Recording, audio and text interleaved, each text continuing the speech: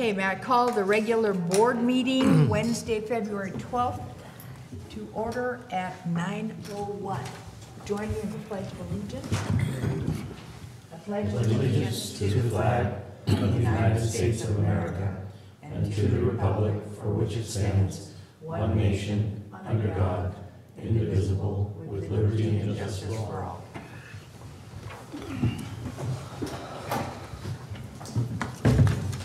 If you'll call the roll, please. Director Cicada? Here. Director Davidson? Here. Director Thomas? I'm here. Director Render? Here. President Kennedy? Here. Okay, item number 2, public comment. At this time, members of the public. I see we have a public, but you'll have your turn. That's all. No other public comment. Item number 3, the consent agenda. 3A, the approval of minutes for January 8th, 17th, and 22. Director's timesheets, claim summary, amendment to the ground lease, action regarding professional services, and report on monthly investment transactions. I'd like to pull, I have a couple of questions on 3C. Pull 3C. Move for acceptance of A, B, D, E, and F. Second. Okay. Call the roll? Director Cicada? Yes. Director Davidson? Yep. Director Thomas? Yes. Director Render? Yes. President Kennedy? Yes. Okay. On our famous claim summary, is that? Yes. On page 3 of 8, and also on page 4 of 8, I see a couple of $2,000 charges from Condor Earth Technologies. I'd like to know where and how, or what constitutes a $2,000 charge, or in this case, a $4,000 charge for groundwater monitoring. What do they do for that? I can explain it. Yeah, that's part of the water resources budget. Do you wanna- Those, I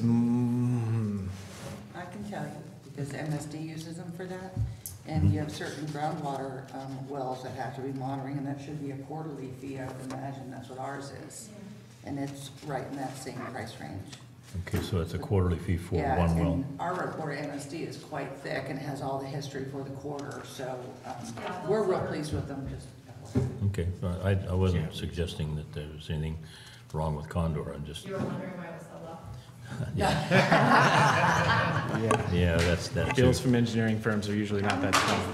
I'll double check, I can get back to you on that, Russ, and follow up with exactly what that is. But it is for the monitoring, or the monitoring line item specifically on the water. How many monitoring wells do we have, and locations might be kind of cool, you can just put a little email out to us and let me know. I'll have to follow up with you on that information. Okay, the next question I have is, I'm still kind of stinging from the Castle Consulting environmental report that they put out on the Reach One thing. And I'm just really curious and struck, there hasn't been any work on the Reach One for months and months and months, and yet we have a $10,000 charge from Castle Engineering for construction management services on the Reach One pipeline. What's going on with that? Is Charles here? He was. he was. I can go Yeah, around, you can but I go- think yeah. some of that, at least recently, we've had some coordination meetings to prepare for the next round of construction during the next season. I don't know if that's all of the work, but I definitely know the Castle has done work associated with coordinating with Zingo and CCWD.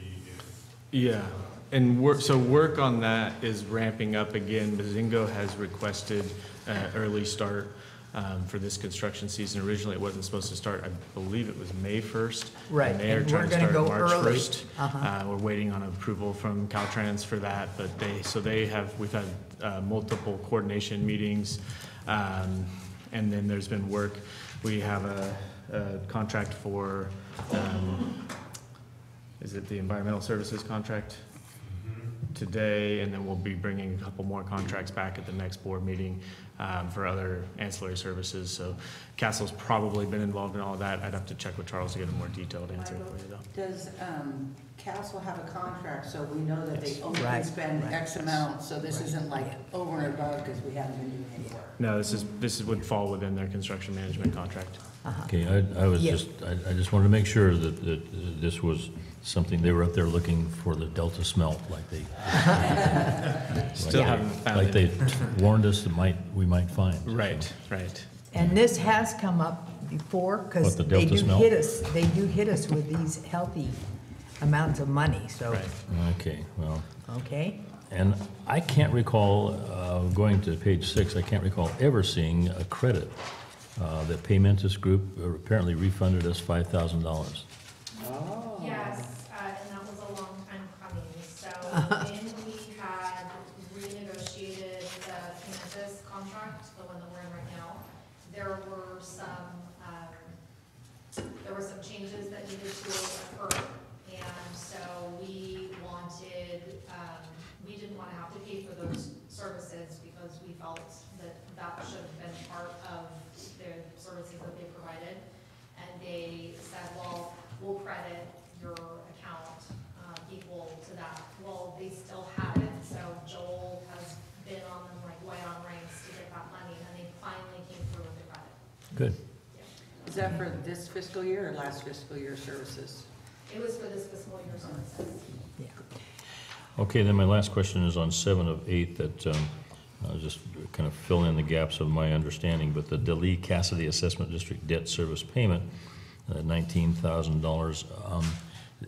Is there, do you happen to know what the balance remaining on that? Because that work was done, what, 13 years ago or something? I'm not sure. I don't have to look on that. I can look up for you. Okay. I'm not questioning the payment, I'm just curious about how much longer we have to pay it, because that was Well, done. we don't pay it. Well, I know we collect it, but I just, it must be something like a 20-year probably. 20 years, I think so, that long? Okay, all right. I mean, it was a $18,000 assessment or whatever it was. It was pretty substantial for. For all those folks, yeah, okay. All right. Along the thing about the claim summary, I had a conversation with Rebecca yesterday. We have many, many contracts that we pay, continuously, and I'm asking her if we in fact do look at all of our contracts periodically, just to make sure if we can find something a little cheaper, because, for example, we had quite a bill with Verizon. Now, Verizon is taking care of we're paying them $3,500 a month for our cell phone service, and now you all know, or we all know, that cell phone service is just real, it's being renegotiated all the time. So I just wanted to make sure that we were always looking at possibly, reducing our price. We don't want to jeopardize our quality, of course, but that we always do look at that, and Rebecca assured me that, yes, that was the case. Well, on that particular subject, I'm pleased to report to you that I went to my carrier recently, AT&T, and said, how do I reduce my costs? And they said, well, I'm sorry, or I'm surprised you haven't asked before, but if you will pay in advance and have it be an automatic deduction, it'll go from $130 to $70 a month. Wow. So same coverage, unlimited data and everything, and that, I don't know, I certainly would be one board member that would, we have to face the reality that we will have that charge month after month, so why not pay it in advance, so. Yeah, That would be money, fine. that'd be good. You said take it. And that's AT&T? Yeah, yeah. I'm sure all the carriers would offer the same Could thing, you I'm call sure. Verizon for me? I will. But that's, for us retired people, like you're retired now, aren't you? I got a fixed income now. Got to work on that. Okay, all right. Well, Okay. anyway, if there's no further questions, I'd like to move for approval on 3C. Second, Okay? I was beat. We need those buttons to do this. Yes. Director Davidson? Yes. Director Thomas? Yes. Director Bradley? Yes. President Underhill? Yes. Yes. Okay, so we're ready for our new business. 4A, discussion direction regarding engaging with Chandler Asset Management for investment management services of district assets. Rebecca. Oh, you're still there. I'm still there. Let me go sit down. There's been a discussion, probably prior to 2019, but specifically a lot of heavy discussion has occurred regarding treasury management services and investment management services specifically in 2019.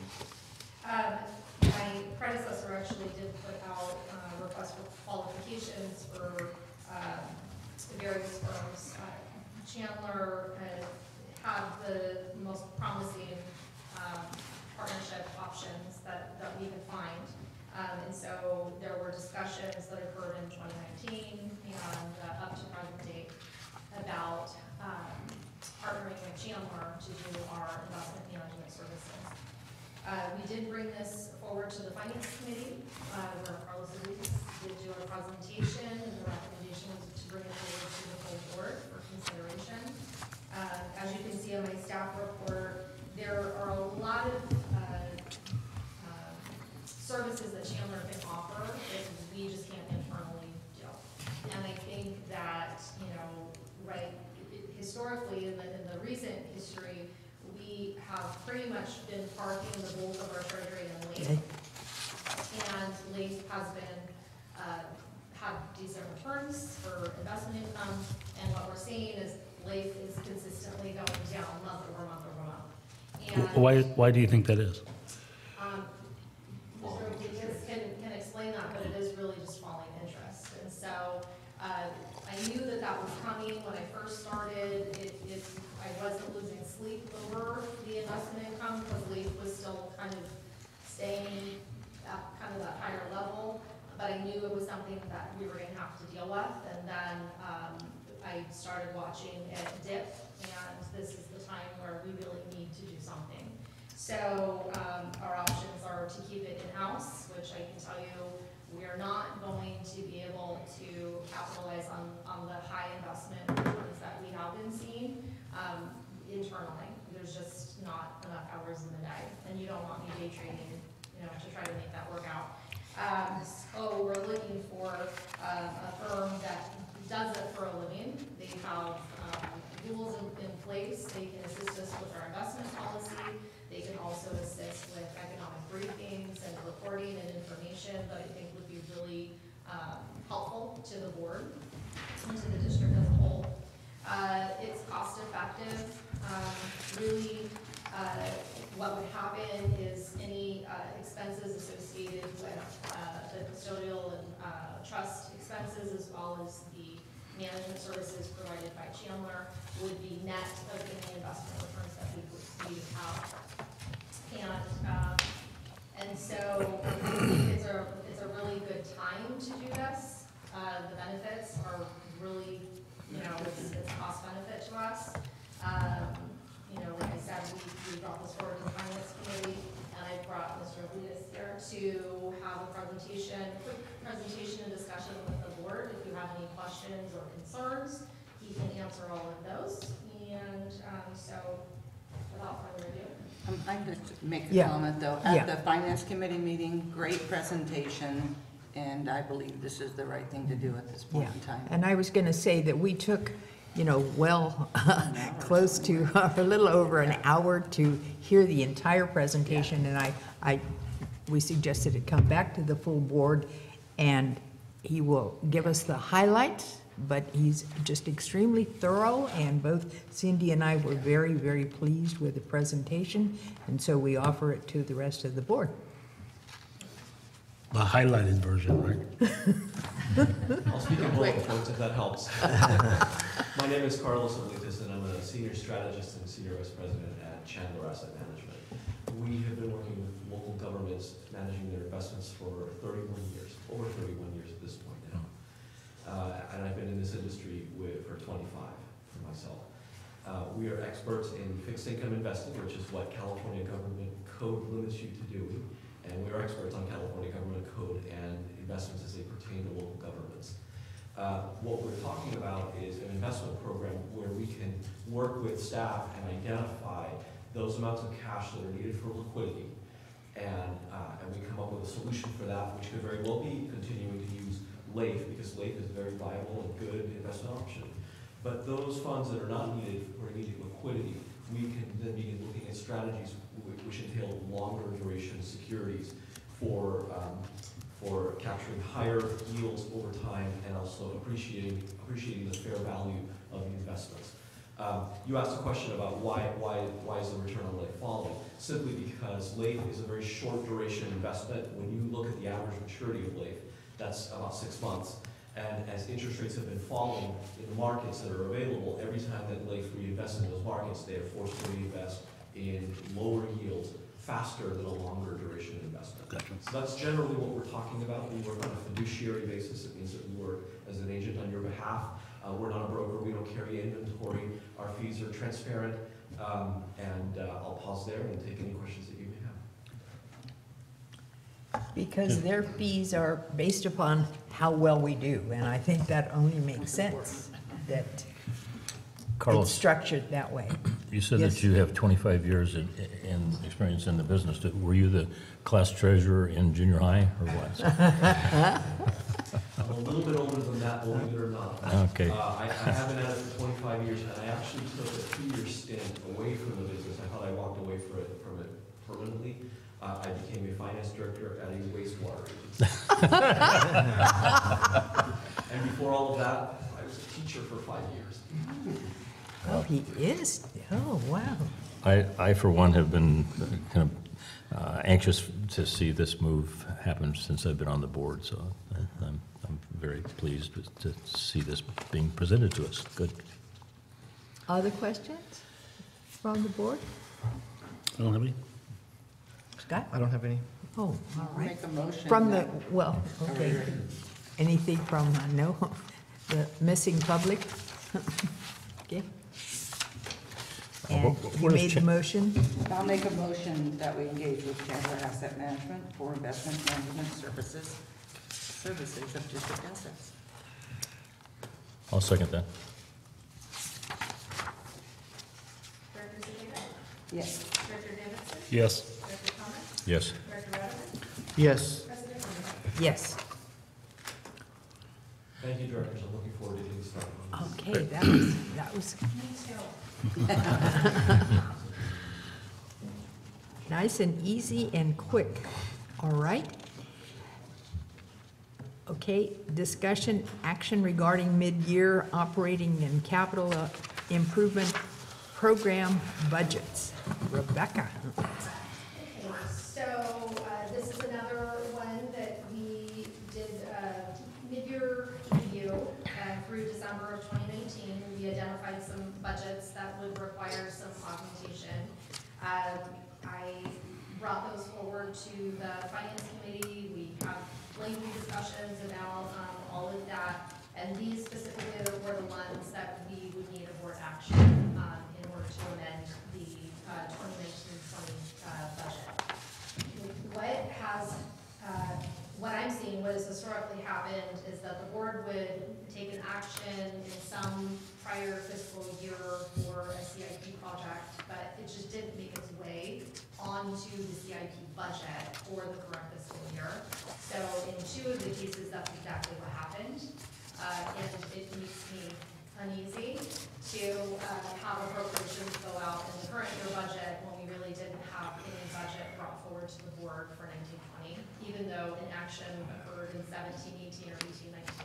But for policy, or financial policy with regards to budget, it clearly says that unless the board identifies it as part of budget, the current year budget, that it ceased its budget authority on June 30th of whatever fiscal year that action occurred. So this is just kind of a cleanup, 2 of those. The one is the, let's see, there was the land acquisition associated with the Jenland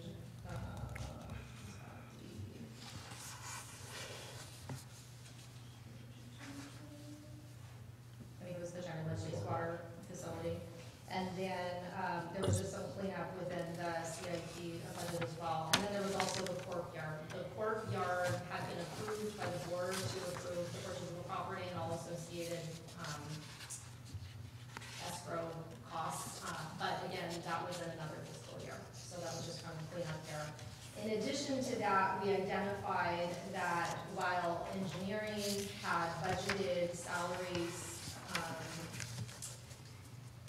with a pretty heavy reliance on R&R, just how things have played out, they've actually spent a lot more of their time on non-R&R projects. And so what was occurring is, if you looked at their budget status reports that we were providing to the finance committee, they were going outside the budget. At December 31st, we should have been at 50%, and they were above 50%. That trend has been continuing, so we were going to be in a problem come the latter part of this fiscal year, where there wasn't going to be sufficient budget for payroll. So that's what this other portion is as well. Now, wasn't that adjustment gonna come from other departments per se? So we weren't gonna add to the budget, we were just gonna move it between some departments, We're right? going to Or- move it, not for engineering. So specifically for engineering, there wasn't sufficient savings in any of the other budgets that we could pull. Because if there was, then Michael had the authority to sign off on that budget transfer. So what I'm recommending here, we actually have unanticipated revenue related to property taxes, and using that unanticipated revenue to basically increase the appropriations related to engineering salaries and benefits. I have a couple of questions.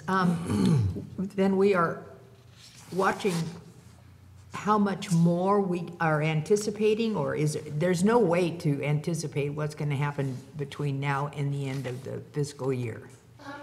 We can kind of anticipate, so we can look at what has happened from July 1st through present. And then we can also compare prior years for that same period of time to identify if there is some sort of regularity in the increase, or if there is just a one-time kind of blip in the revenue. And so by comparing those historical, I usually use like about a 3-year trend for same period of time as well as whole fiscal year, I can identify if there is going to be kind of a steady increase going forward. So I did look at all of those operating revenues and where I think we're gonna land as of June 30th. And based on that, that's why I'm comfortable saying, let's just go ahead and assume we're gonna get, because we already have gotten significant higher property taxes than what we had anticipated. And that's gonna continue because we've received 55% of the property taxes to date as of January. So that trend will continue through the end of the year. Rebecca, it sounded like staff was working on non-CIP projects that you said. So could you maybe sit down with Charles and have Charles kind of evaluate for the next 6 months? Right, If he yeah. anticipates that and make sure we're Yeah. gonna have enough to cover it?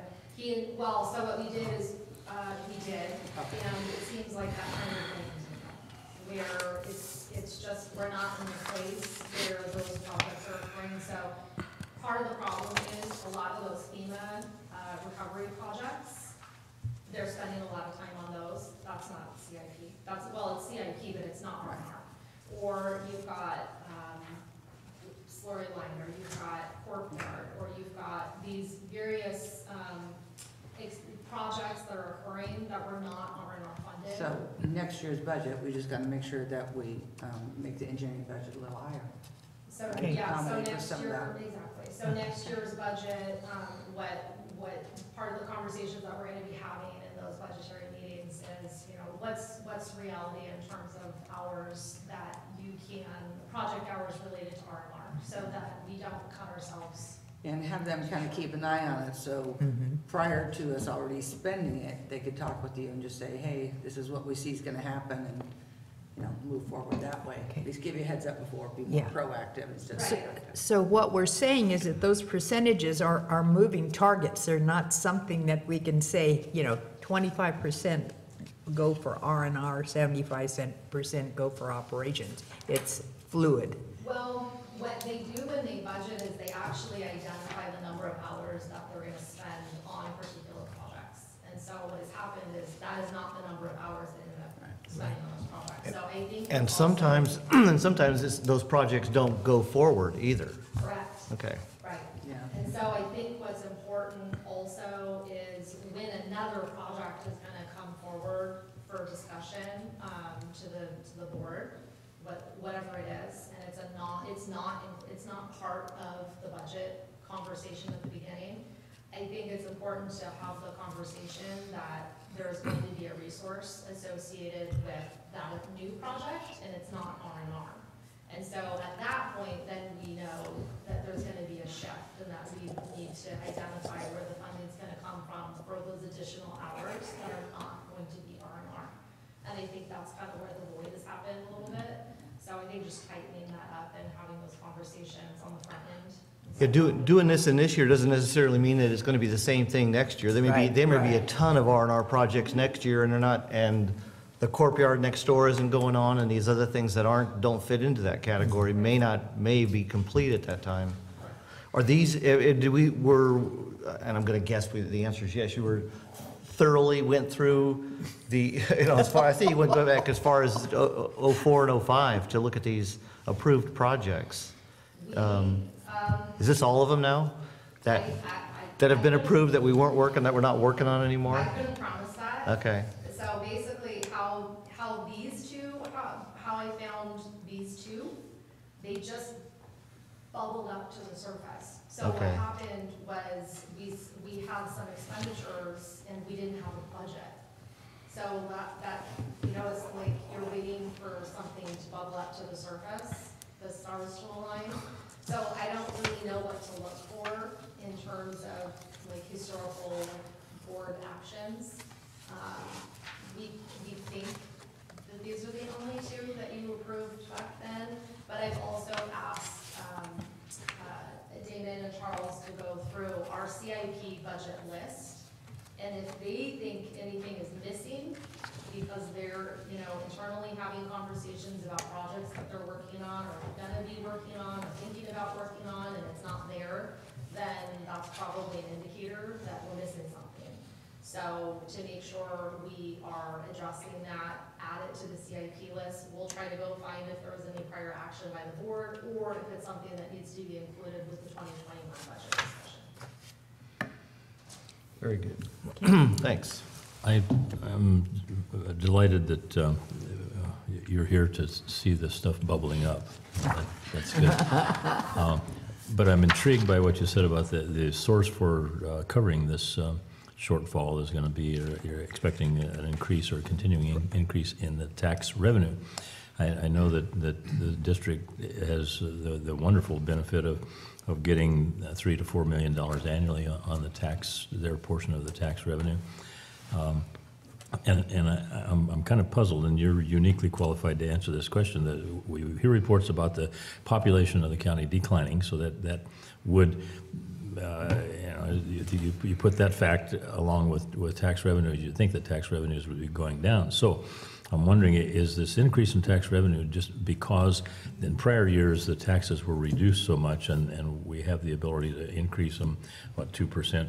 Well, actually, we could, if the assessor goes. Increase them 40%, Yeah. down 40%. Yeah, right. Okay, so my guess is that that's what's causing the revenues to increase, is just the. There is a multitude of reasons why the property taxes are increasing. So one of them is because we had half of our properties under property. Mm-hmm. So half of them were in decline in value, Mm-hmm. and in some cases by more than 25%. There is no law, there's no restriction on bringing it up, like you can only bring it up 2% per year. Right, I understand. You're not protected under Prop 13 for under property. And so if you have been put in a decline in value 25%, the next year, if the market shows you're back up where you were, the assessor can actually increase your assessed value by 25% in that 1 year. They haven't done that, but what they've done is they have been increasing pretty significantly and catching those up. And there is a window in order to do that, because if they don't do that, I think it's within 4 years, then that base value stays at whatever that base value was, and then you're capped, and you can never increase more than 2% per year. In addition, there there was a significant amount of transfers that occurred that had not been processed by the assessor's office because of the backlog in that office. And so they're still processing transfers of ownership that that base value may have been, 130,000, but with the transfer, it sold at 250,000. Well, that supplemental bill for that difference didn't ever go out. And so they're getting caught up on all of those. And in addition to that, new construction also had not been assessed yet. So they're catching up on those. So all of those things that didn't occur in the year that that action happened, they're still catching up on all of those. So it's a combination of market has increased in various sections of the county. And while one market may not have increased that much, there's others that have.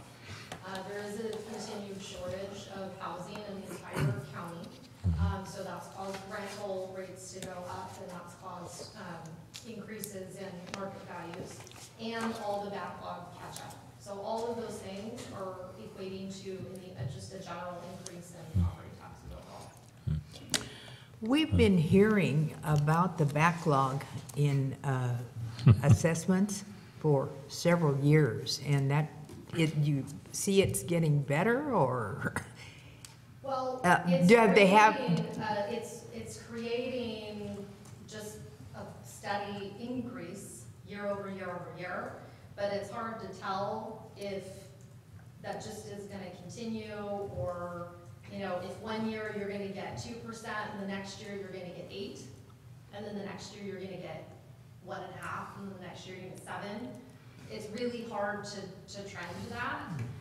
And you're not entirely sure when we're gonna get back to where it's only gonna be the state board of equalization CIP or CPI rate, right?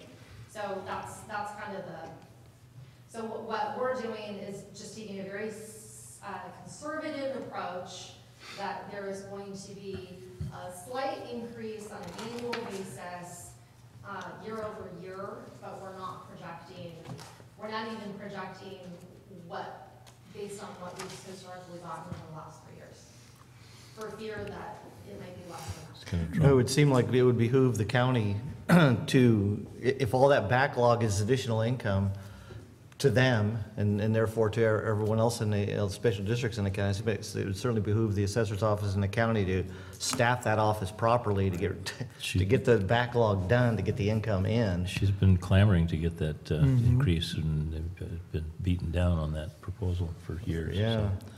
So that's been a paradoxical thing that I've Right. observed for a long, long time. But thank you for having those answers. That's really refreshing. And Any other?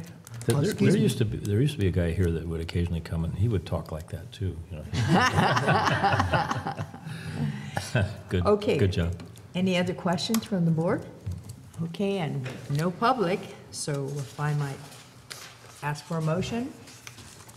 I'll make a motion to adjust the mid-year operating capital improvement program budgets as presented. Second. Director State, Director Davis, Yep. Yes. Director Radigan, Yes. President Under.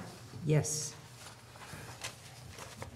Okay, now we're ready for 4D. No. C.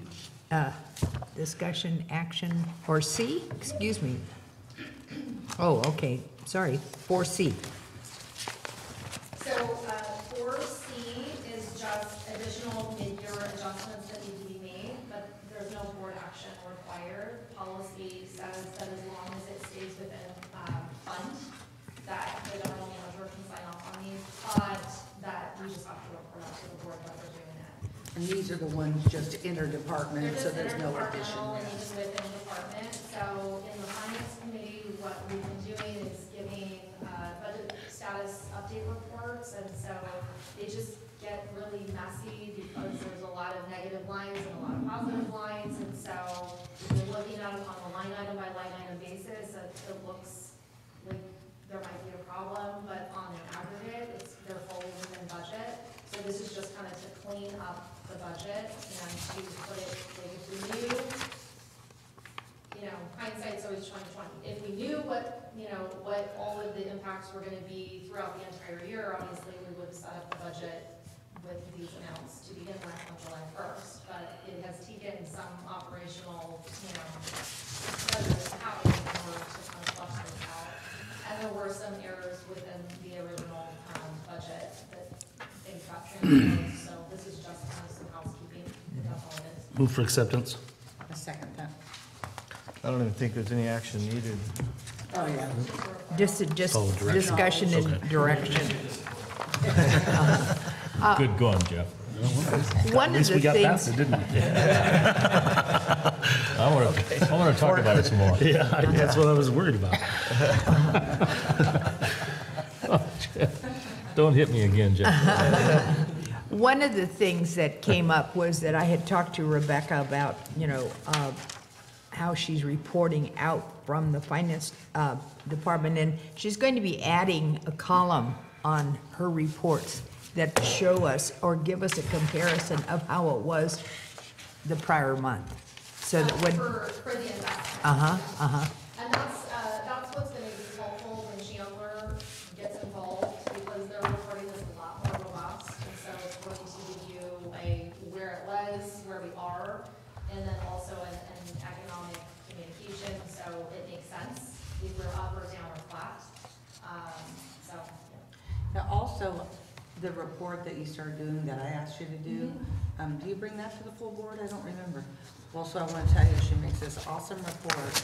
So when you're looking at the check register or the budget performance, she's already identified the things that either are too high or whatever. So she has them all explained in this, like, sometimes 3-page report. So it saves us a lot of time from having to ask the questions, because most of them I keep repeating. So that it's a great report, and I thank her all the time, and I thank you again, because I really like it. And we don't get to see it? It's only for the, it's Well, for maybe the, send it out But the via next email one- offline. It's really, it's a great report. But the next one, there won't be much on it. Right, because we made the adjustment. it's for the elite finance committee. Yeah. Exactly. Find your way on that committee. yeah, no, it's been trouble getting on committees. Okay. Give it a rest. Now we're ready for 4D. Okay, discussion action regarding SB 998 policy update. Are you going to handle that too? I am. Joel is in Sacramento this morning and for most of the day, so I'm gonna take the lead on this one. So when we brought the SB 998 policy updates to the board prior to the implementation date, we kind of made mention that we may get into this and realize we need to amend the policy again. So that's what this is. So what we identified is we were getting calls from property managers, and they were saying, okay, so I'm going to instruct all of my property owners to have all of their tenants come in and be customers, and that way my property owner is not on the hook when the tenant doesn't pay their bill. And we said, no, that's not how this works. So just to clarify, we wanted to make sure our policy addressed that so that we could point property managers to the policy to say, these are the circumstances when a tenant can become a customer, and only then can they be a customer. And if there is an unpaid bill, the property owner is still on the hook for that. So, that, there's no, like, magic get out of jail free card by doing this. And I imagine I'm looking at the red line changes. We've looked at them and everybody's approved them on legal wise. Yeah, we did have this discussion, also. On page 4 and 5, the second set. So page 4 and 5 on the second set are the only changes, right? Those are the only changes, and that was to ensure that, you know, it was clear that this is when you can become your own customer, but at no time does that relieve the property owner from ultimate responsibility.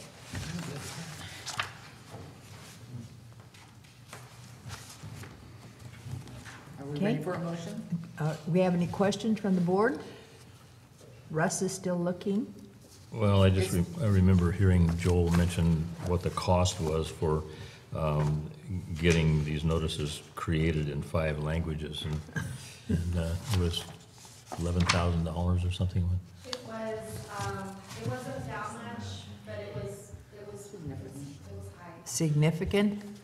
So there's no answer to this other than it's California. But why, if the state has this kind of a mandate, why wouldn't they supply the language required for us to distribute? It's just really. Because each district, but each district is gonna have slightly different policy language. And the other issue we're running into, and Damon and I are trying to figure out how to make this less of a resource drain. But the regulation says, it was really built more for urban, right? Right. And that's really what it is. So it's assuming you live in an apartment or you live in where everybody gets mail service at their door. And we don't.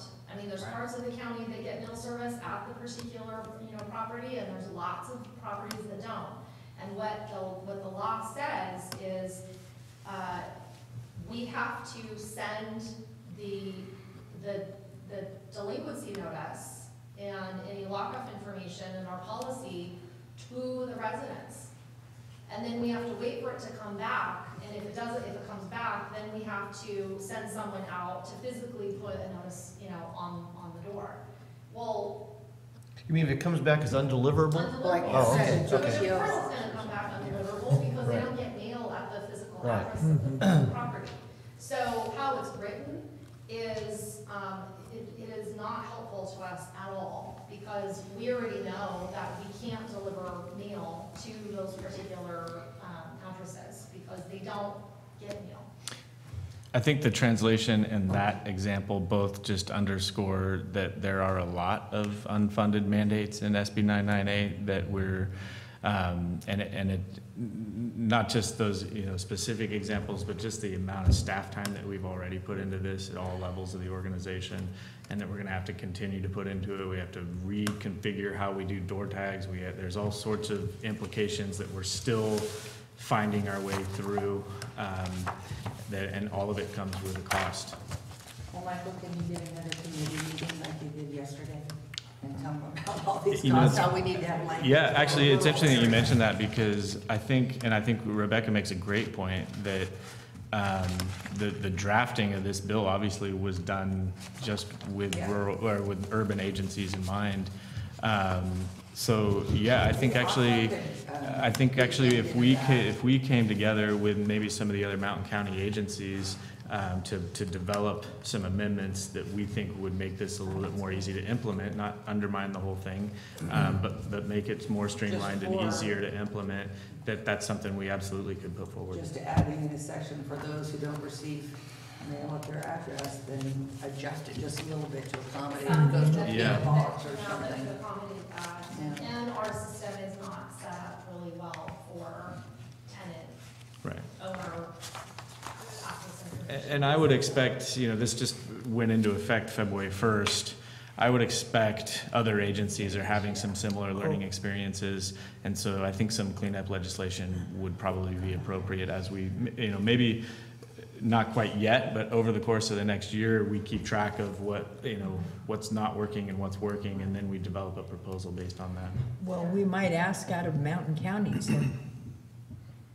Has this been brought up for discussion much? It hasn't been on our agenda at all, no, not at all.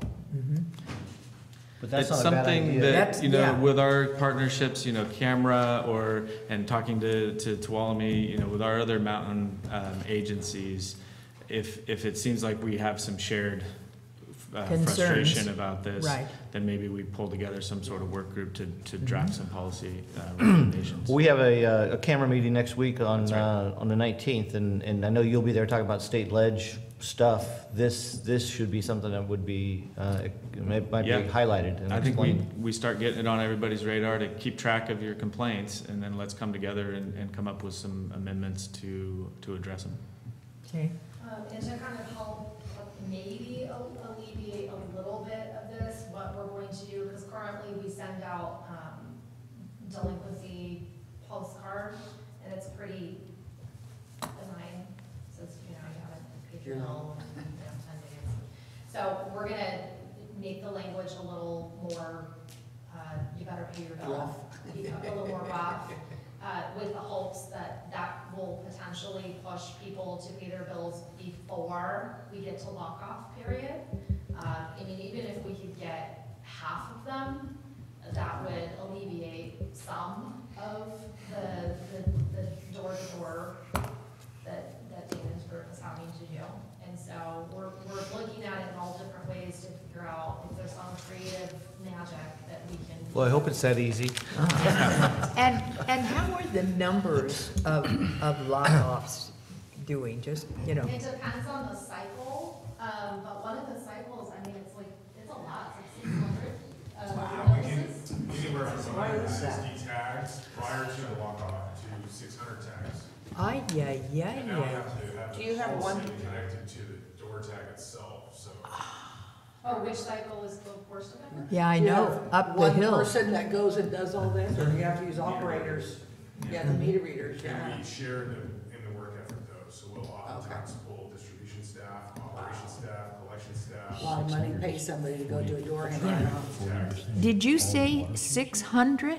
Yeah, that would be That's for one cycle. that would be the routes associated with Copperopolis and the Rancho Valley Springs area. Well, are we ready for a motion? Let us I'll make- come out of our shock and. Yeah. Oh, yeah, okay. Okay, if we have no questions from the board or the public or, yes, Cindy? Okay, I'll make a motion that we accept the changes as presented for policy SB 998 update. Second. Is that good enough? The second? Yes, second. Okay. Director Segeda? Yes. Director Davidson? Yes. Director Thomas? Yes. Director Radigan? Yes? President Underwood? Yes. Okay. Thanks, Rebecca. Thank thanks- you, thanks, Rebecca. Joel. You took the entire meeting. Okay, and old business, none. We're ready for reports, and heating up is Damon with a report on the operations department. I will be quick. Yeah. Yes, so we did have some interesting work completed during the January, the month of January. So here's one down in the Rancho Calaveras area where we did a 125-foot service line replacement. So this one is in a cul-de-sac, has been causing a lot of issues over time. There's a 2-inch bluebell water main that provides service to the service lines in the cul-de-sac. And both the main and the water services had issues, significant issues in the past, so we went ahead and replaced the service lines to water meters, which was a great project. If you recall, folks were at the town hall, the extremely well-attended town hall in Rancho, to discuss this project, and we went out and got after it. You guys did a great job on the project. Compared to Ed's past, it was well. Yeah, right. Oh, well, we're not keeping score. That Yes. versus the Evans Pass. Neither were. Yeah. Oh, okay, never mind. And so, here's some pictures of, kind of what staff encounters when they show up to a water line break. Just water all over the ground, all over the road, everywhere. And then as they expose it with the back line, it's kind of hard to see, but that's a 4-inch AC main. That's just sheer broke. So, probably through settling, the ground was probably saturated from storms in December, and as it dries out, it settles, and then we get a shear. And, generally, how you repair a shear break on an AC main is you use a full circle clamp that's quite extensive, and it'll actually just bring the AC main right back into place, and we're good to go, so. What's the pipe made of? What kind of pipe? Asbestos cement. So Okay. it's cement pipe that's been impregnated with asbestos. We have quite a bit of it throughout the utility. So here's a manhole repair, Vallecito. So what happens oftentimes is the grade ring or the set ring on top of the manhole gets a little loose from the grout. So as people drive over it, it can move and rock. And so With this one, our guys actually just went right back down to the top of the ring on the manhole lid itself, and then they installed a grade ring, which you see on the right, that rusty colored item, and then they grouted it in, and then they installed an additional, and then they put a ram neck underneath that in order to kind of bring it all up to above sanitary grade, basically, and then they put cement around it. And then here's some smoke testing that went on in Vallecito Douglas Flat. So what you have is basically a fan with a motor that drips vegetable oil on the exhaust and blows the smoke into the sewer, the collection system. And wherever the smoke pops up, we can find where we have breakage issues. And so Dave, here's, Does CCWD own their smoke testing equipment? we do, yep. And do you guys have one? Mhm. Yep. So what's interesting here is this is a 3-inch collection line. In somebody's planner that had an irrigation box lid on top of it, that the homeowner said, yeah, I have absolutely no idea what this does or where this goes. I've never opened the lid. And so smoke testing helps us find these items, and then during storms, this is where all the inflow and infiltration comes from. So we plugged this 3-inch line. It's kind of hard to see, you can see a little bit on the right. So smoke testing really is beneficial throughout the utility. Here's one that we found in Copperopolis. These are 2 sewer laterals that are right next to an empty black conduit that you can see up above, that were obviously broken at the 45 there. But our crew found that they were not, there was no glue used in plumbing those sewer laterals together. They were just shoved together. So we went through and Doesn't that work? I guess it does. For a while. I mean, they fit. I was involved in a project where we were welding 20-inch pipe, and I'm digressing, but really quick, we were welding 20-inch pipe, and we thought it worked, right? The contractor thought it worked. Well, it turns out it didn't. And we couldn't get a new machine here until the next day, so we just put the bucket of a backhoe on top of it all. That works. That's expensive, though. Yes, right, yes. Is it still there? Yeah. The bucket or You the can whole see the thing? final product on the right too. We had to use a few more couplings than we would have liked, but it's kind of in a pretty rocky area. That looks like a Portuguese apprenticeship class. Yes. Here's another manhole repair on Bladen Road, and so you can see on this one, the lid of the manhole was rocking again. This one's actually right in the middle of the road. So we jackhammered out all the concrete and then went ahead and just cleaned it all up, poured a new little batch of concrete there, and then put some cut back in there, cleaned it up, good to go. Here's a water main repair in Copperopolis on Mineral Street, and so this is kind of representative of what tree roots can do to a water main. Once again, AC main, full circle clamp down below the tree roots. Incidentally, we took all the trees out, talked to the neighbor. The small bull pine was on our easement, so we just took that. And this eliminates the issue in the future. And then here's an aerial view of the left of CAL FIRE crews working at the Arnold wastewater treatment plant to remove some bark beetle trees. And just a picture on the right of what a good job they do in setting up our burn piles. And so really helping to keep that site clean. And we also have the CHIPS, I believe, is working on a grant-funded project also to create a fuel break there as well. So Right. a lot of work going on at Arnold wastewater treatment relative to fire protection.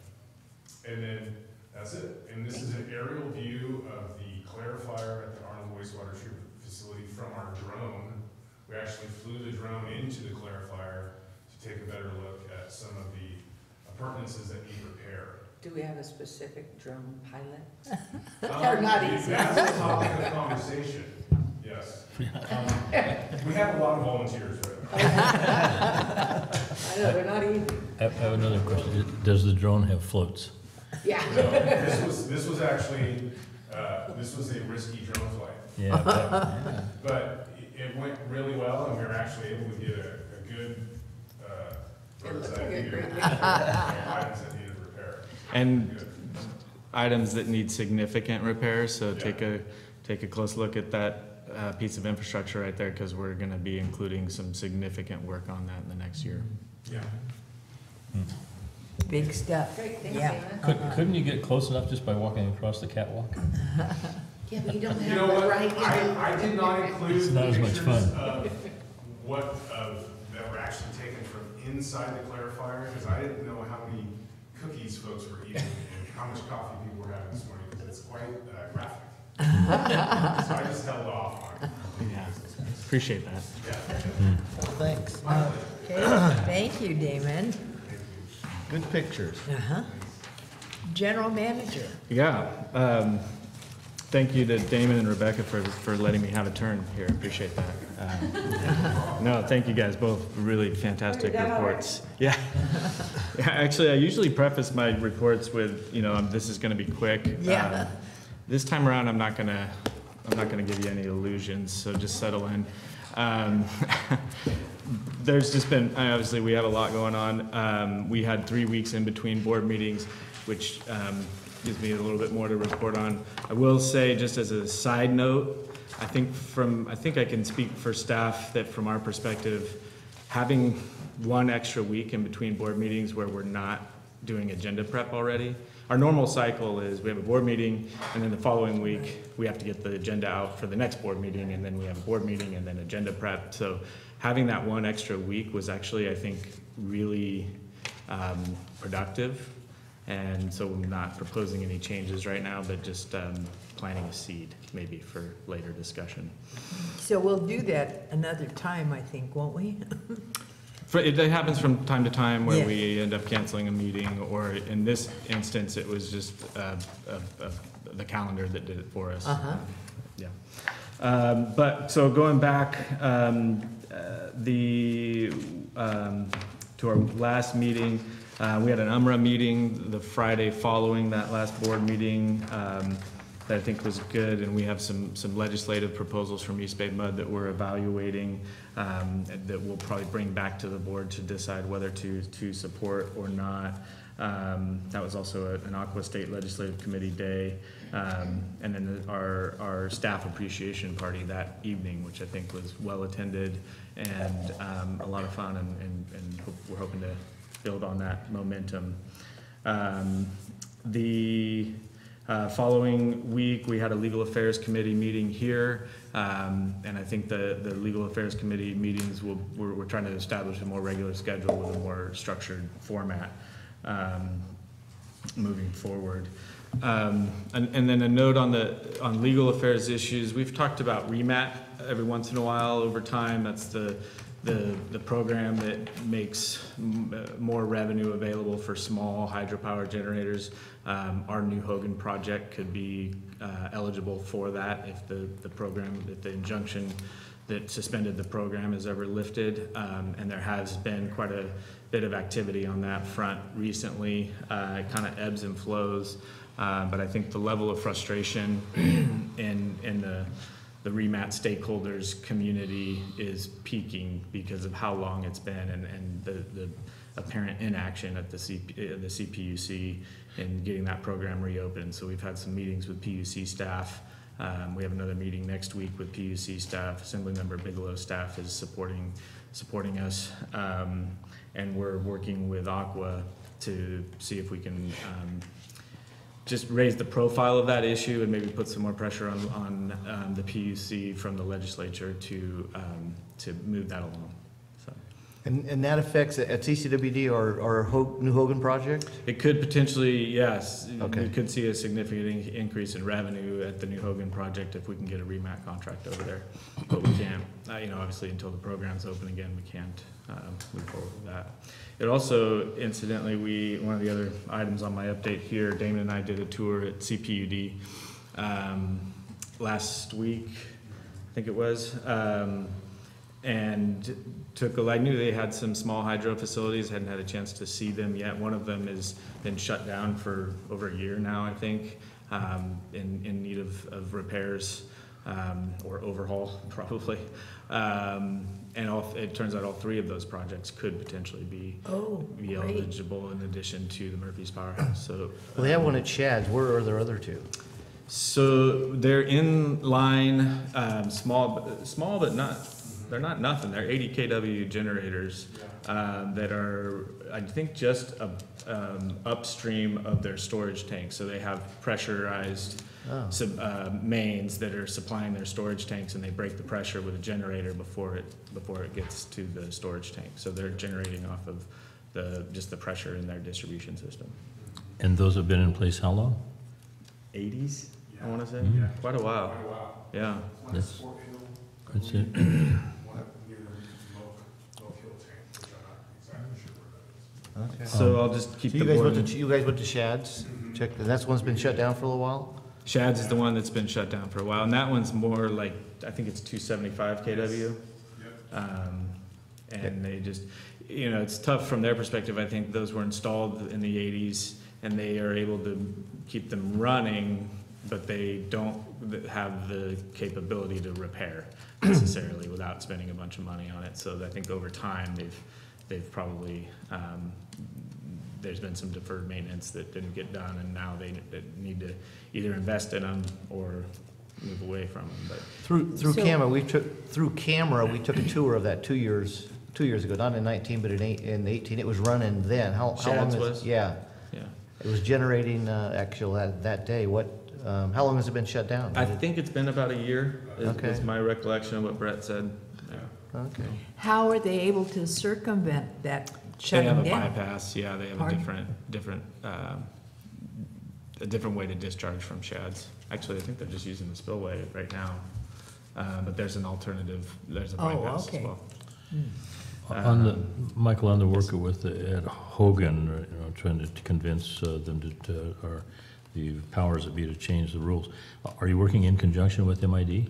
So we have started that conversation with MID, and they're certainly intrigued because we still obviously would have to share revenue with MID on that project. But if it's a bigger pie, we both get more. So the hope is that it's mutually beneficial and we move forward together on that. But it also kind of brings up, it's interesting, so it may get more complicated because it brings up the whole discussion of, that FERC license, along with all the other FERC licenses in the county, it seems like, all expire right around the same time, 2033. So what that relationship looks like moving forward, because this PPA would extend beyond that time. So it's a good opportunity to sit down with them and just revisit the whole arrangement. Okay, good. Then let's see, we had a meeting a couple weeks ago at EID that Mountain County's organized, and it was fantastic. John was able to bring Nancy Vogel, who's basically, she's the appointee from Governor Newsom to oversee the development of his water resiliency portfolio. And the water resiliency portfolio is going to become a very important document. It's essentially Governor Newsom's water policy for his administration moving forward. And so it's a draft document right now. The purpose of that meeting was for her to hear directly from Mountain County's agencies. And I think it was a really productive discussion. It was really nice to get a small group together to be able to provide her with a lot of input. They also brought Jessica Morse, who is the Deputy Secretary for Natural Resources for Forest Management. So the lead on that. And I think knowing that was going to be one of our key talking points and key priorities, they brought her along to address that issue. And but I think we made the point. I think we were able to convince Nancy Vogel. We'll see when the final document comes out how critical headwaters management and forest management is to the operations of the water agencies, and how we've essentially, out of necessity, become water forest management agencies as well, and that it really needs to be addressed in the water resources resiliency portfolio. So that was a very good discussion. We also made some progress in helping her understand the importance of hydropower and hydropower revenue to Mountain County's water agencies. and how it affects affordability and just how critical that is. So, and then we ended up, I think some of the follow-up discussions after that meeting, we went back, a couple of us went back and took a look at Aqua's comments that they were planning to submit to the state on the draft document, and we were able to get some of those points into that comment letter. And it was interesting. Nancy Vogel made a good point to me that sort of underscores why, but I think we all know, but the value, one of the really critical values of Aqua is that when you can get your proposals, when you can get Aqua to put your policy recommendations and your proposals forward, when they see it, they know that it's already been vetted by all of the different members or representative members of Aqua. So they're not going to get a call, if they support something that Aqua put forward, they know that the state water contractors have been involved in Metropolitan and San Diego and Yuba and Humboldt and everybody else along the way in this, so it's already made it through that process if it's being put forward by Aqua. And so when we're able to get things that I think are in our interest into those comment letters, it has just a much bigger impact than what we'd be able to do just with our own letterhead. So it was a good discussion.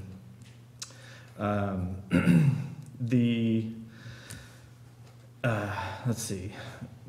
We had a good meeting up at EPOC, a couple of good meetings up on the pass, the Evans Pass Property Owners Coalition, and then also, well, let me get to the Energy Committee first. So on last Friday, the Aqua Energy Committee hosted our meeting at San Diego Gas and Electric's Emergency Operations Center, where they run their PSPS operations out of.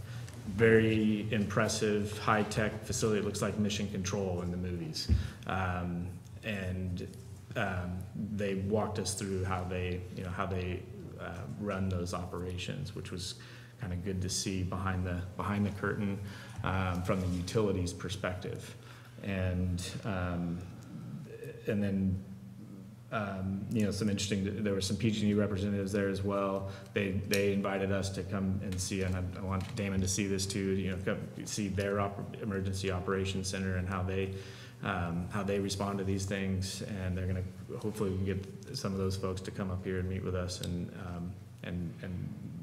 talk about those issues some more as well. Oh, and where was that meeting held? Or? It was in San Diego at their Emergency Operations Center for okay. San Diego Gas and Electric. The reason we wanted to highlight them is that San Diego's been doing PSPS for 12 years now. You said that for several years. And so we're able to learn a lot. And over the last year, we had been talking to water agencies in San Diego to try to learn from their experience. One of the things, and this is a thing that, a point that I keep bringing up in different contexts, it seems like, because PG&E last year came out and were sort of, I think in their defense, they were trying to reassure people that hopefully PSPS isn't going to be the new norm forever.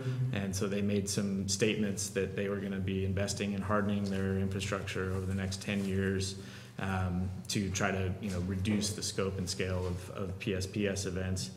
But something that keeps really raising its head for me is the fact that SDG&E has been doing this for 12 years. They're way ahead of the other two utilities. And when you talk to the water agencies down there, the PSPS events are not only not going away, they're expanding.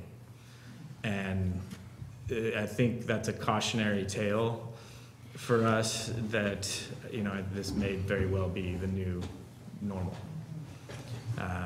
And so I think from a planning perspective. Regardless of the hardening of the system. That's right. And so I think from a planning perspective, I think we just have to make that assumption that we're going to be dealing with this, for the long term.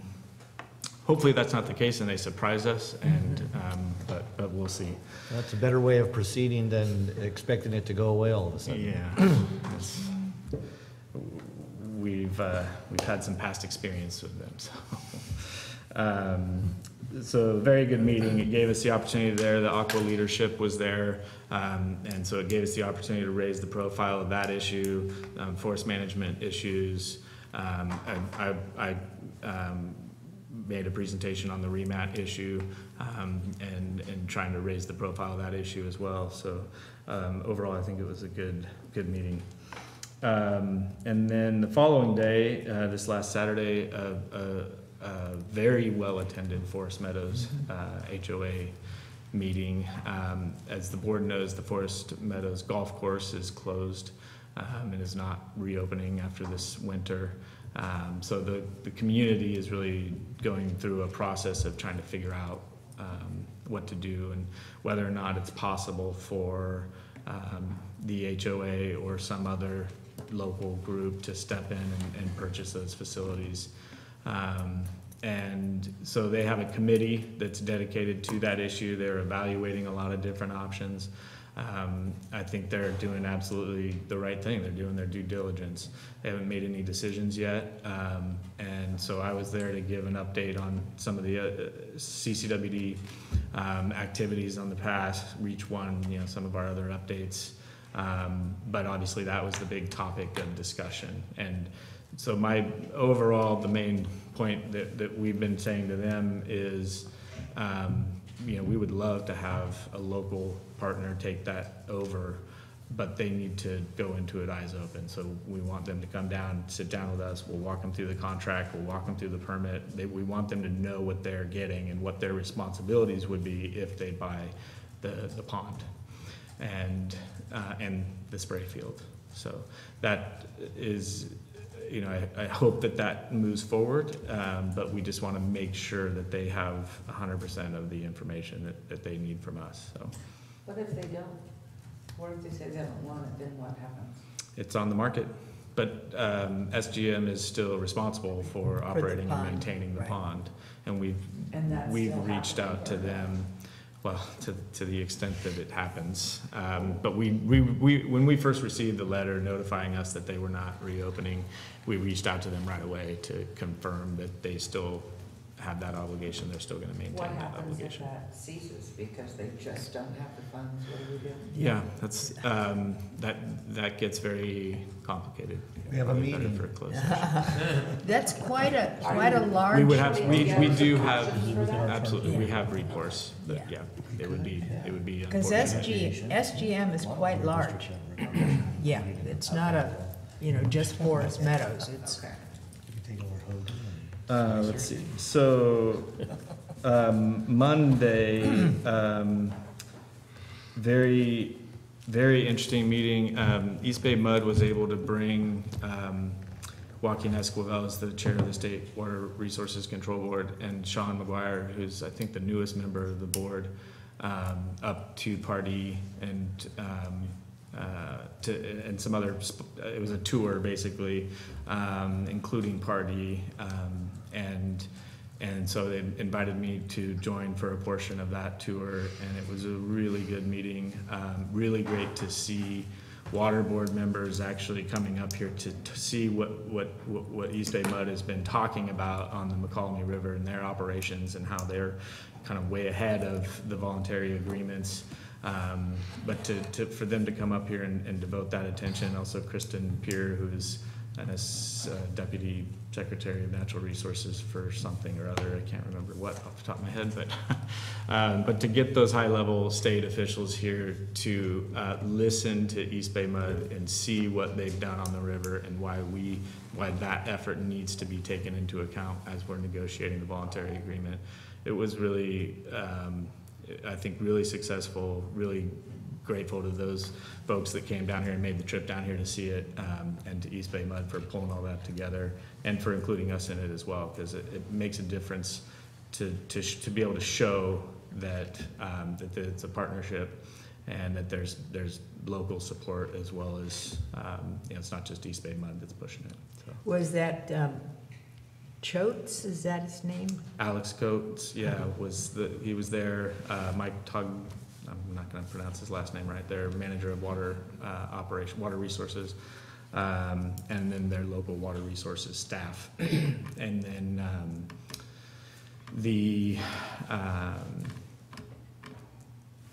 yeah, Alex is retiring in a few He months. is? So, yeah, June, I think. Oh, So there'll be some transition there, but there's lots of great people at East Bay Mud. So. Let's see. Okay, so that was Monday. Yesterday was the Water Parks and Wildlife Committee meeting, and had the opportunity to testify there on PSPS impacts to water agencies. Was really grateful for that opportunity because East Bay Mud and Las Virgenes Water District were the other two that were on that panel, and they're both obviously large urban agencies, and so I think it's any chance we get, it's important to get the rural agency perspective in there. I think it went fairly well. I know there was some, hopefully what came out of it was clarifying some misconceptions that I think some of the legislators and their staff have had, just the opportunity to educate them on what the real impacts are for us and what we would like to see them doing about it. I made sure to make the point about the liability shifting issue, that no disrespect to the other two that were on that panel, but they were operations focused, and that was great because that was a big part of it. But I wanted to make sure to raise that issue because it really is significant, and it's the kind of thing that could just undo everything if you get hit with a massive wildfire liability because you couldn't maintain pressure in your water system. I think we need to, that's another issue that needs to get more attention than it's getting.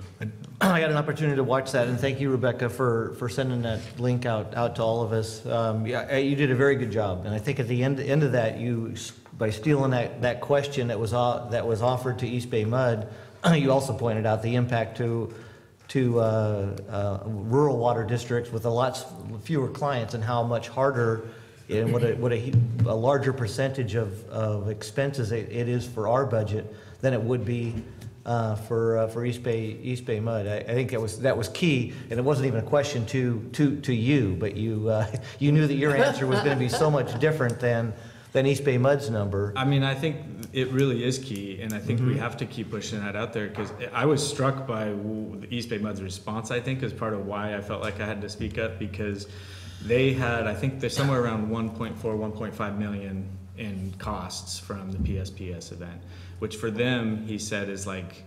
0.02%. Divided amongst the ratepayers, how much more would they be paying per year for it? It was insignificant. It was for us. It would be. It is like significant. In the couch cushions of their lobby, probably.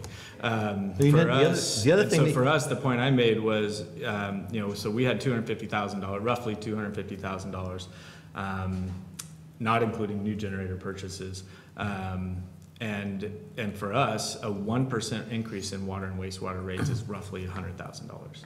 So if we have a 2 or 3% rate increase that's scheduled to go into effect, and we budget $200,000 for PSPS response next year, that's it. That's the whole rate increase just went to PSPS response. And for East Bay Mud, it was a small percentage of 1% per ratepayer. Right. And the other thing that they asked was about funding. How can we help you? What monies are available to you that we have out there? And the answer to that was that the pot that's there isn't available to special districts. Nothing. It's for cities and counties, and let us. And then furthermore, the other thing that you pointed out was that bucket, that the amount of money funding in that pot would not be enough if you do allow the special districts access to it. Yeah. I think that they got a lot of information out of just your testimony. Hopefully they did. And then Julia Hall from Aqua testified on the next panel. She also raised that issue, and they asked her a question that I think Julie and I talked about afterwards, is one that Aqua needs to put some work into, and because the question from the panel was, well, how much? If 50 million is not enough, how much do you need? And she handled it well. Her presentation, she did a great job, but we don't have an answer to that question yet, and it needs to be answered. Because if you include special districts in that pool, $50 million is gonna be gone, you know, very, very quickly. But it's good to see that they're looking for, at the state ledge level, that they are looking for additional money to pump into this, to help Yeah. out all these I think districts. so. There was a lot of nodding, and who knows, you know, you can't, you never know if it has any impact or not. But when we were talking about the resources, there was a lot of, it seemed like there was a lot of folks going, yeah, okay, we need to prioritize this. So hopefully that's the case. And then I would also, if you do watch the video, I can't remember his name right now, but in the public comment period afterwards, the general manager from Solano Irrigation District made a comment on that same question of the impact, the proportionate impact to rural water districts. And he nailed it, I think, better than I did, because he gave some very specific examples of, you know, they have some service areas where there's only 25 or 50 people, and they've got to spend $200,000 or $300,000 on generators. And, you know, I think it really, his comments were also really, really good on that point. So, yeah, so worth the trip, I think. Real quickly, I'll try to finish up here. The bad news, really unfortunate news yesterday is that our request to include our tertiary filter in copper and the Army Corps' work plan was denied. So got that email from Mia yesterday that we were not included in the work plan for this fiscal year. Yeah, I know, we really wanted that. And we put a tremendous amount of work into it, and it's not, you know, it's not at all Mia's fault. She was on it. So it just, yeah, I don't know that we'll ever get a detailed explanation, but she has already started developing a different strategy going forward.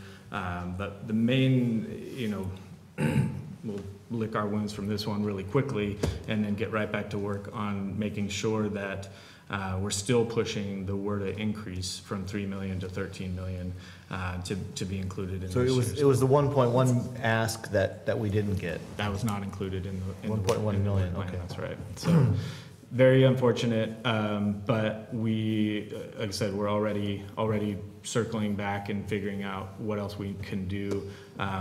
Both Congressman McClintock and Congressman Garamendi have included questions to the committee on infrastructure and to ask for support for our request to increase that WRDA authorization. So if we can get that, you know, that we didn't get a project for this year, but it sets us up to still be successful in the future on an even bigger scale. So we're gonna But keep what does fighting. that do to our functioning or our, you know? Well, it just means we won't have a new tertiary filter in copper this year, which is what we were hoping for. So we'll keep running the filter that's there, and then move forward. Like I said, with the larger request, the goal behind the $13 million authorization is it would include that tertiary filter upgrade, but also much bigger treatment plant upgrades as well. So what I'm asking is that we can continue to operate without the upgrade. And We that's- can continue to operate, yeah, we have some capacity limitations, there's definitely some operational challenges to that filter. So it's not ideal, but, which is why we'd prioritize that portion of it. But it won't fail this year, Well, hopefully. Yeah. given enough, you know, bubble gum and baling wire and duct tape, we'll keep that thing going. Have we considered doing smoke testing in Copperopolis? We have in the past, and Okay. it's a routine work effort. Okay, that would All service areas. that would help a little bit on Yeah, on the capacity managing side. flow. That's right, I&I is a huge issue down there, so. Okay. And I'm done. That's all? That's all? That's it. Okay, board reports. See you later. See ya. Bye. Bye, Rebecca. See you later. Cindy, Want me to? Board reports. The next IRW meeting is next Wednesday, so I really don't have anything to report until after that meeting. Jeff? I don't have much, but I did receive this, I think we all did. And I really like how East Bay Mud did a couple pages here, particularly the last page, where each dollar goes. I think that's a story that we probably need to tell. I mean, you know, they've got 51 cents going to infrastructure, you know, 32 cents into water service. I mean, I think that when we do our next water report that is sent out, I'd like to have, you know, some similar sort of pie chart. Okay. As is in here. Yeah. I think it'll be a good tool to show the people that we are putting money in the ground. Absolutely. So, Can we get a copy of that, or make a copy? Give it back to It was in your board packet. There's several pages in there that's very simple and informative that I think we can Effective. find useful. Yeah. Never be excused to use the Of course. you. Okay. You guys can continue to Yes, please. Did you want a break, Cindy? No. Okay, if Jeff is finished, I want to kind of chime in on that.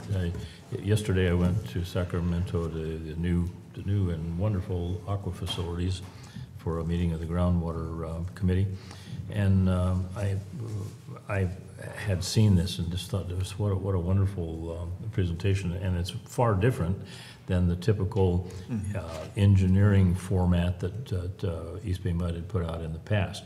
And I talked to a representative of East Bay Mud, Linda Hu, and she knows Kelly, the person who's in the communications for East Bay Mud and is responsible for this wonderful report.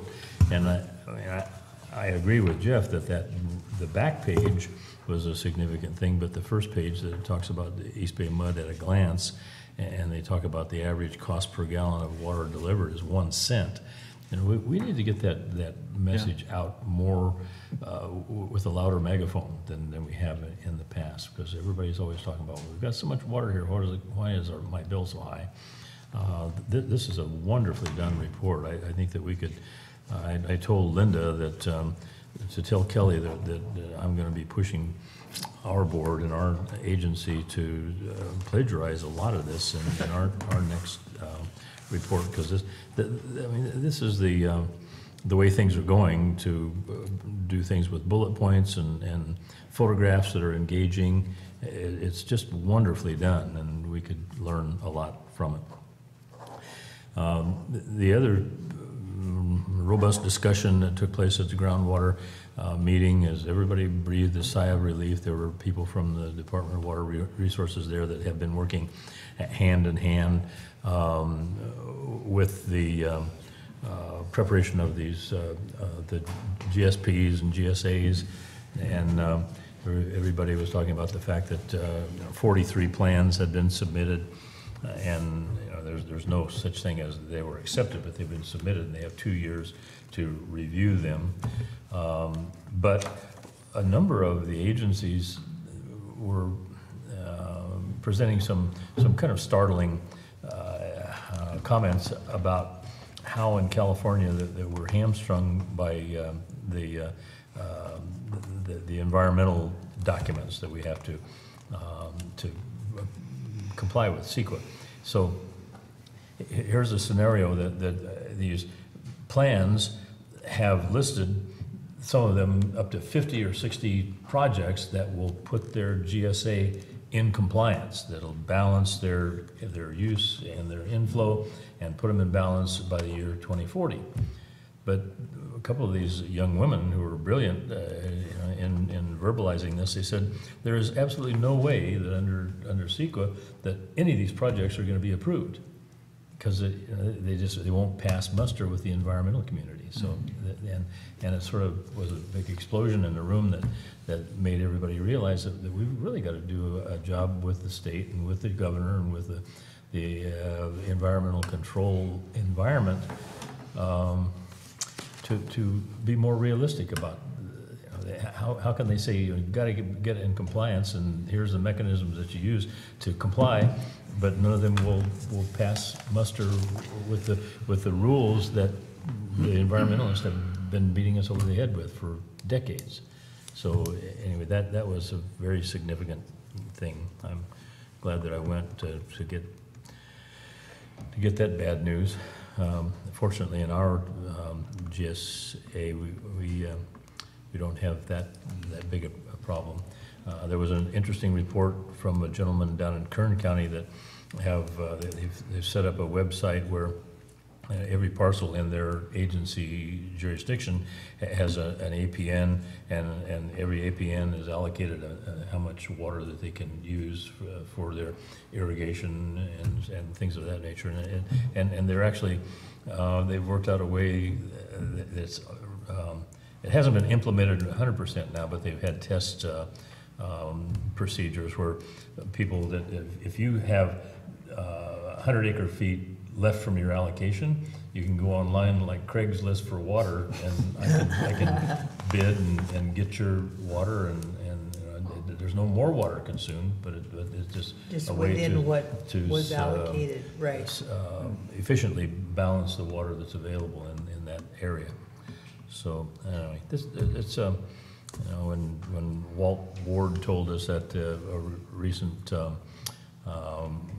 McCollum River Association meeting, you remember when he was there, that this is the most significant water or land planning and water legislation that we'll see in our lifetimes. It's just really kind of brought that home, that's going to have far reaching, because in many places south of Firebaugh and the Fresno area down, I mean, the only solution is just to cut off the water, to fallow the land, and that's millions of acres that are facing the prospects of just looking out there, and where there used to be some crops, there won't be any. Mm-hmm.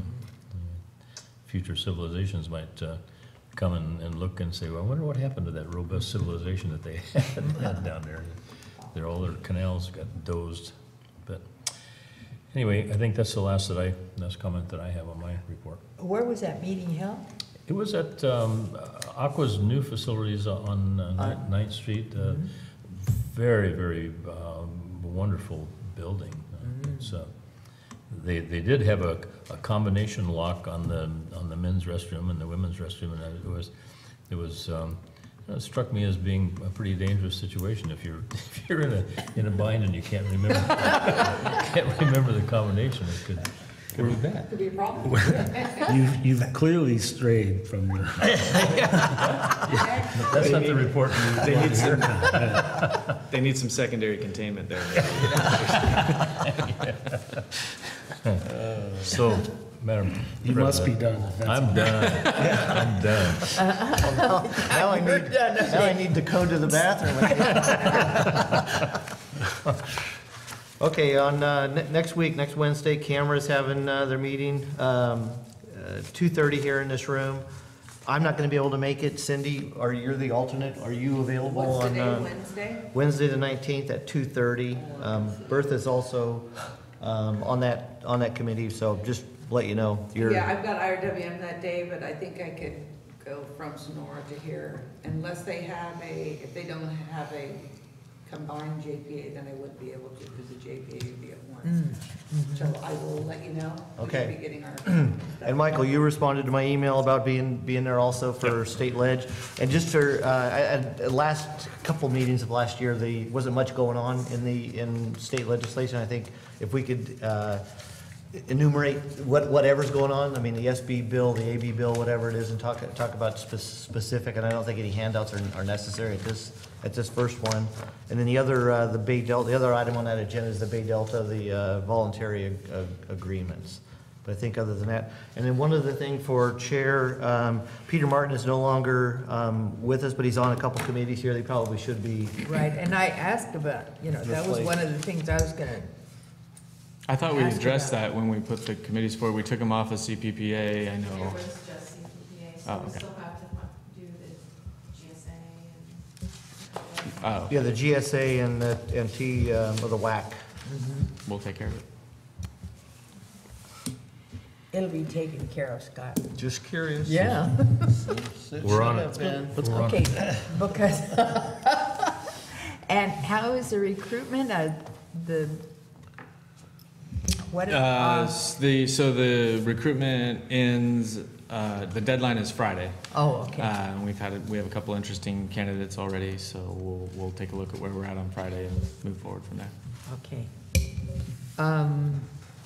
Okay, and as Michael was mentioning the Forest Meadows, was just so thrilled. I don't know how they did their announcement, but as he said, there was a big crowd, and for over 75 people, we went to that little, I thought, even more than that. okay, close to 100. Seemed like over 100 to me, For but- a meeting of Forest Meadows homeowners, that is just great, because back when we moved up here, and that was back in '88, I mean, Forest Meadows was creme de la creme. I mean, it was just, and so has been up and down, and so they're obviously doing a lot of sales up there, and interested people coming to meetings, but, okay, well, I don't have anything else. Next board meeting, February 26th, March 4th, and March 11th, and we'll be changing time? Yes. When is the time change? Yes, Cindy? In March, I'm not. Yeah, March 11th will be what it's called. thank goodness. Me too. Nice. I don't know whose idea this was. Okay, we're gonna be in the conference room for closed session. Okay. Okay, closed session, The training room, you may notice, is under construction, so. Wait, we have, the closed session. What's that? we have to ask for public comment on closed session and a couple other things, housekeeping things before we run. Public, will you just?